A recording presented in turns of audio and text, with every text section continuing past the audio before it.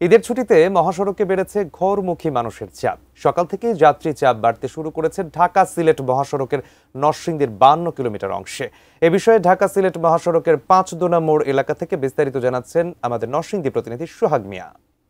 পবিত্র ঈদ উল ফিতর উদযাপনের লক্ষ্যে ঢাকা ছেড়ে ঢাকা সিলেট মহাসড়কের নরসিংদীর যে 52 কিলোমিটার অংশ রয়েছে সেই রাস্তা অতিক্রম করে ব্রাহ্মণবাড়িয়া, চট্টগ্রাম, সিলেট সহ বাংলাদেশের প্রায় 9টি জেলার মানুষ এখান দিয়ে ঈদ যাত্রায় যাতায়াত করছেন।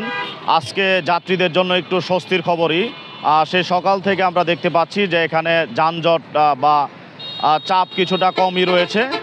তবে এই 3 চাকার যে 3 হুইলার রয়েছে সেগুলোর জন্য মাঝে মধ্যে যানজট সৃষ্টি হতে দেখা গিয়েছে।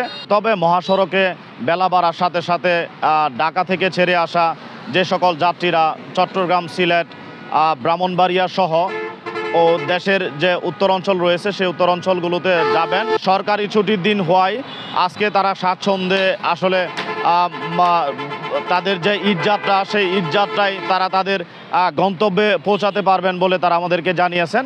যাত্রীরাও স্বস্তি প্রকাশ করেছেন যে অন্যান্য দিনের তুলনায় আজকে যাত্রী চাপ কিছুটা কম রয়েছে। এই ছিল ঢাকা সিলেট মহাসড়কের 5 দোনা মোড় এলাকা থেকে ঈদযাত্রার সবশেষ খবর।